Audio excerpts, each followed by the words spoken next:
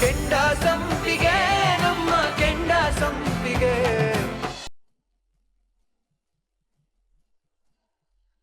ಅಲ್ಲರಿ ಅದು ನಮ್ ಏನೇ ಜಾನು ನೀನು ನೆನ್ನೆ ಇವತ್ತು ನೋಡ್ತಾ ಇದ್ಯಾ? ಅವಳೇನಾದ್ರು ತಪ್ಪು ಮಾಡ್ತಾ ಇದ್ಲು ಅಂದ್ರೆ ಅದಕ್ಕೆ ಕಾರಣ ನೀನು. ಯಾಕೇಳು? ಅವಳಿಗೆ ಸರಿಯಾದ ಸಂಸ್ಕಾರ ನೀನ್ ಕೊಟ್ಟಿಲ್ಲ. ನೀನ್ ಮಾಡಿರೋ ತಪ್ಪು ಮುಚ್ಚಾಕೊಳ್ಳೋದಕ್ಕೋಸ್ಕರ ಅವಳ ಮೇಲೆ ಯಾಕೆ ರೇಗಾಡ್ತಾ ಇದ್ಯಾ? ಅದು ಯಾರಿಗೋಸ್ಕರ? ನೆನ್ನೆ ಮೊನ್ನೆ ಈ ಮನೆ ಬಂದಿರೋರ್ಗೋಸ್ಕರ. ಚೆನ್ನಾಗಿದೆ.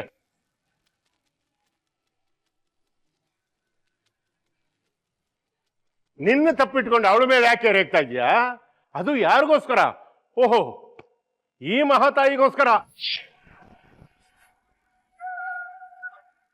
ಜನಗಳ ದೃಷ್ಟಿಯಲ್ಲಿ, ಲೋಕದ ದೃಷ್ಟಿಯಲ್ಲಿ ನೀನು ಮಾತ್ರ ಒಳ್ಳೆಯಳಾಗಬೇಕು, ನಾನು ಮಿಕ್ಕವರೆಲ್ಲ ವಿಲನ್ಗಳಾಗಬೇಕು ಅಲ್ಲ? ಚೆನ್ನಾಗಿದೆ.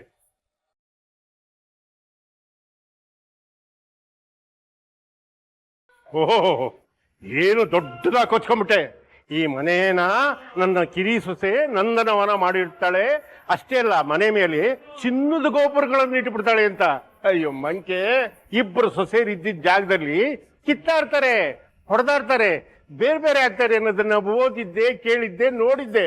ಇವತ್ತು ಏನು ದೊಡ್ಡ ಸೊಸೆ ಒಳ್ಳೆಯವಳಾಗೋತ್ತಿಗೆ ಎಲ್ಲದಕ್ಕೂ ಅಡ್ಜಸ್ಟ್ ಆಗಿ ಈ ಮನೆ ಮಾನ ಮರ್ಯಾದೆನ ಉಳಿಸ್ಕೊಂಡು ಹೋಗ್ತಾ ಇದ್ದಾಳೆ. ಇವಳು ಮಾಡ್ತಾ ಇರೋದೇನು? ಛಿದ್ರ ಮಾಡ್ತಾ ಇದ್ದಾಳೆ.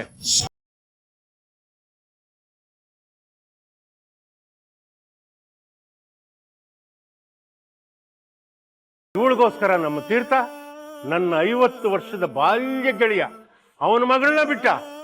ಒಡ ಹುಟ್ಟಿದ ತಂಗಿ ಮೇಲೆ ಕೈ ಮಾಡ್ದ, ಒಡ ಹುಟ್ಟಿದ ತಮ್ಮನ ಮೇಲೆ ಕೈ ಮಾಡ್ದ. ನಾಳೆ ನನ್ನ ಮೇಲೆ ಕೈ ಮಾಡಲ್ಲ ಅಂತ ಏನ್ ಗ್ಯಾರಂಟಿನೇ? ಮುಚ್ಚು ಬಾಯ್. ಮಾವ ಅಂತೆ ಮಾವ.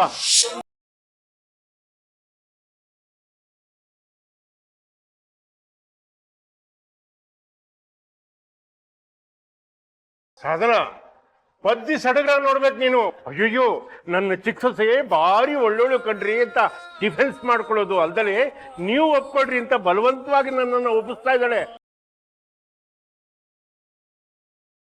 ಇವಳ ಹತ್ರ ಏನ್ರಮ್ಮ ಮಾತು? ಇವಳು ಸಣ್ಣ ಸೊಸೆ ಜೊತೆ ಹಾಯವಾಗಿರ್ಲಿ, ನಾವು ನೀವು ಎಲ್ಲಾದ್ರೂ ಹೊರಗಡೆ ಹೋಗ್ಬೇಕನ. ನಡ್ರಿ. ಸರಿಯಾಗಿ ಹೇಳಿದ್ರಿ ಮಾವ. ಇವತ್ತು ಒಂದು ನಿರ್ಧಾರ ಆಗ್ಲೇಬೇಕು.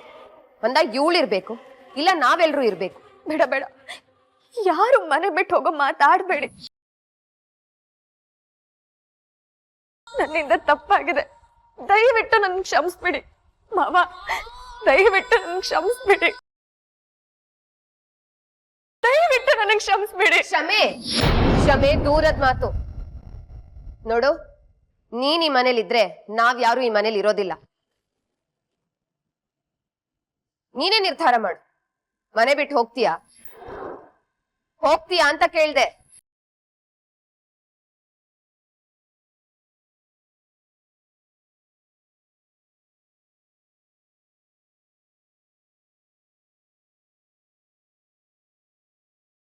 ಹೇಳು, ಯಾಕೆ ಸುಮ್ಮನೆ ನಿಂತ್ಕೊಂಡ್ಬಿಟ್ಟೆ?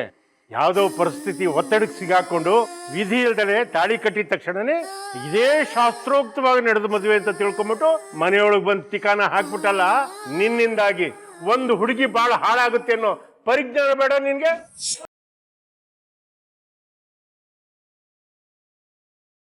ನೀನ್ ಮನೆಯೊಳಗೆ ಕಾಲಿಟ್ಟಿದ ತಕ್ಷಣನೇ ದೇವ್ರ ದೀಪ ಹಚ್ಬಿಟ್ರೆ, ಸಾಂಬ್ರಾಣಿ ಹೋಗಿ ಹಾಕ್ಬಿಟ್ಟು ಮನೆಯಲ್ಲೆಲ್ಲ ಓಡಾಡ್ಬಿಟ್ರೆ, ನೆಲ ಒರೆಸ್ಬಿಟ್ರೆ, ಅಡುಗೆ ಮಾಡಿ ಇಟ್ಬಿಟ್ರೆ ನನ್ನ ಮನೆ ಸೊಸೆ ಆಗ್ಬಿಟ್ಟೆ ಅಂತ ತಿಳ್ಕೊಂಬಿಟ್ಟಿದ್ಯಾ? ಏನು ಅರ್ಹತೆ ಇದೆ ನಿನಗೆ?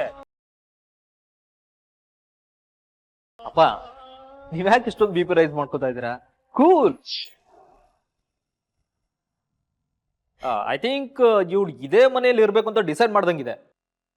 ಮುಂದೇನ್ ಮಾಡ್ಬೇಕಂತ ನಾವೆಲ್ಲರೂ ಸೇರಿ ತೀರ್ಮಾನ ಮಾಡೋಣ. ಸಿಂಪಲ್.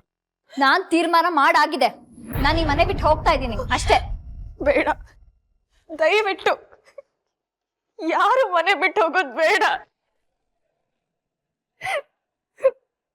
ನನ್ನಿಂದ ತಪ್ಪಾಗೋಗಿದೆ.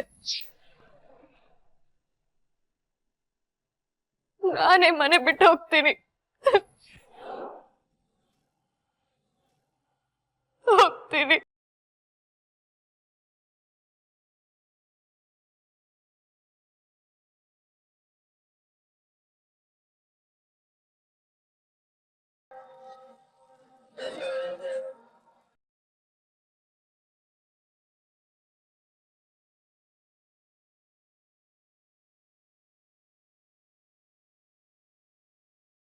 ಸುಮಾ ಸುಮಾ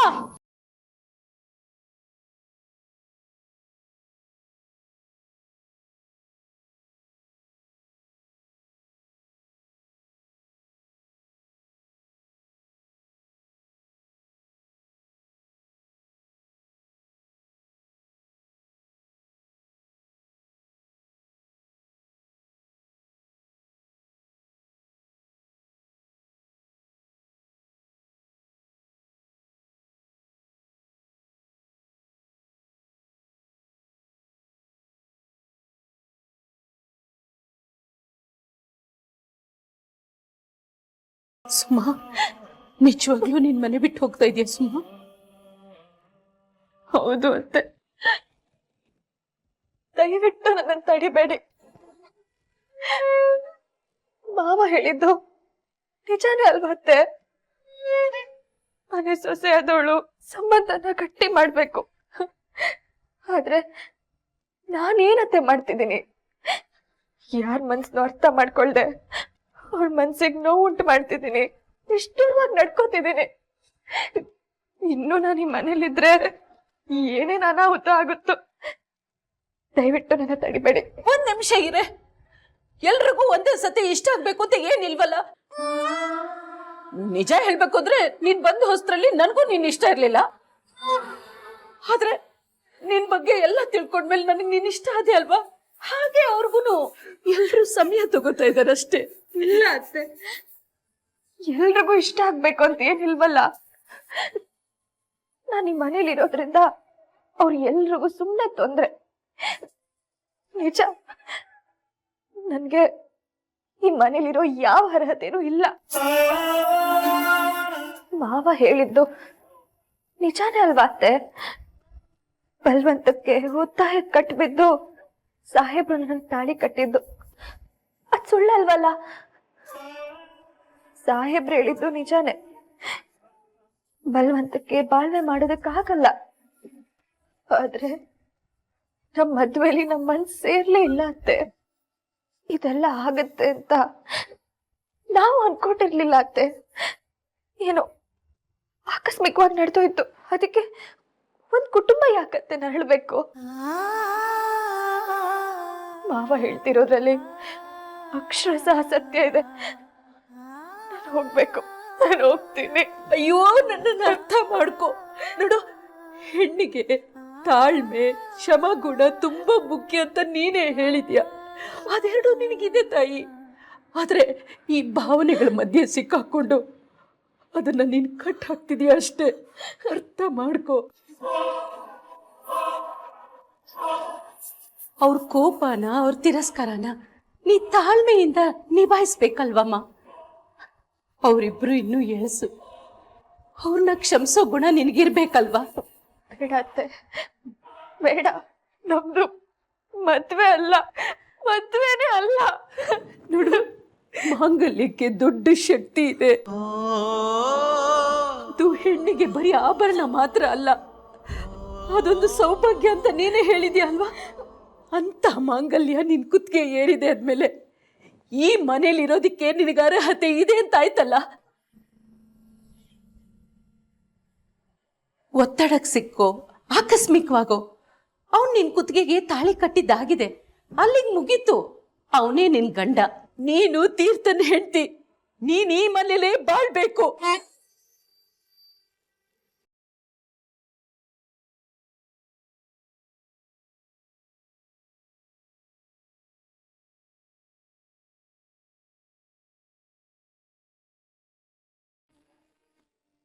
ಅತ್ತೆ, ಈಗ ಏನೇನೋ ಹೇಳಿ ನನ್ನ ತಡಿಬೇಡಿ, ನಾನು ಹೋಗ್ಬೇಕು.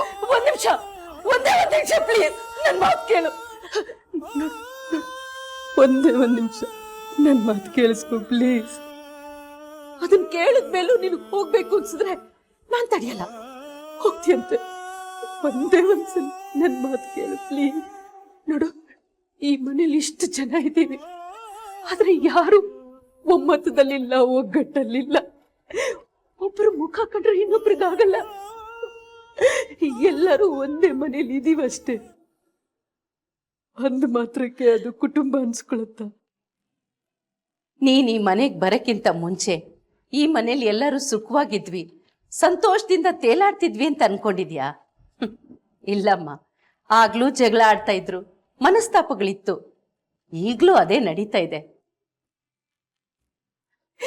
ಆದ್ರೆ ನೀನು ಮನೆಗೆ ಬಂದ್ಮೇಲೆ ಎಷ್ಟೋ ಬದಲಾವಣೆ ಆಗಿದೆ. ಈ ಮನೆ ಮಂತ್ರಾಲಯ ಆಗಿದೆ. ಈ ಮನೆನ ನಿಭಾಯಿಸ್ಕೊಳ್ಳೋ ಶಕ್ತಿ ನಿನಗಿದೆ ಅನ್ನೋ ನಂಬಿಕೆ ನನಗಿದೆ. ದಯವಿಟ್ಟು ಬಿಟ್ಟು ಹೋಗ್ಬೇಡಮ್ಮ, ಪ್ಲೀಸ್. ಅತ್ತೆ, ಕೈ ಮುಗಿಬೇಡಿ. ನೋಡು, ಸುಭಾಷ್ ಕುಡಿತಾನೆ, ಜಾನ್ವಿ ಪಬ್ಬು ಬಾರು ಅಂತ ಸುತ್ತಾಳೆ. ಸಾಧನ ಮಗು ಕಡೆ ಗಮನನೇ ಕೊಡೋದಿಲ್ಲ. ನನ್ನ ಹಿರಿ ಮಗ ದೊಡ್ಡವನು ಅಂತ ಅನ್ಸ್ಕೊಂಡಿದ್ದಾನೆ ಹೊರತು ಮನೆ ಚಿಂತೆನೆ ಅವನಿಗಿಲ್ಲ. ಆದ್ರೆ ನೀನ್ ಬಂದ್ಮೇಲೆ ಸುಭಾಷ್ ಮೇಲೆ ಕಾಳಜಿ ತೋರಿಸ್ದೆ. ಜಾಹ್ನವಿ ಒಳ್ಳೇದು ಕೆಟ್ಟದನ್ನ ಯೋಚನೆ ಮಾಡ್ತಿದ್ಯಾ. ಮಗು ಬೇಕು ಬೇಡಗಳನ್ನೆಲ್ಲ ನೀನೇ ನೋಡ್ಕೊಂಡೆ. ಒಂದು ಹೆಣ್ಮಗಳಾಗಿ ಈ ಮನೆ ಎಲ್ಲ ಜವಾಬ್ದಾರಿ ನೀನೇ ತಗೊಂಡೆ. ಈಗ ಈ ಮನೇಲಿ ಏನೋ ಒಳ್ಳೇದಾಗಕ್ಕೆ ಶುರುವಾಗಿದೆ ಅನ್ನೋ ನಂಬಿಕೆ ನನಗೆ ಬಂದಿದೆ. ನೀನೇನಾದ್ರೂ ಬಿಟ್ಟು ಹೊಟ್ಟೋದ್ರೆ ಈ ಮನೆ ಛಿದ್ರ ಛಿದ್ರ ಆಗೋಗುತ್ತಮ್ಮ. ನಿಮ್ ಕೈ ಮುಗಿತೀನಿ, ಬಿಟ್ಟು ಹೋಗ್ಬೇಡ ತಾಯಿ, ಬಿಟ್ಟು ಹೋಗ್ಬೇಡ. ಅತ್ತೆ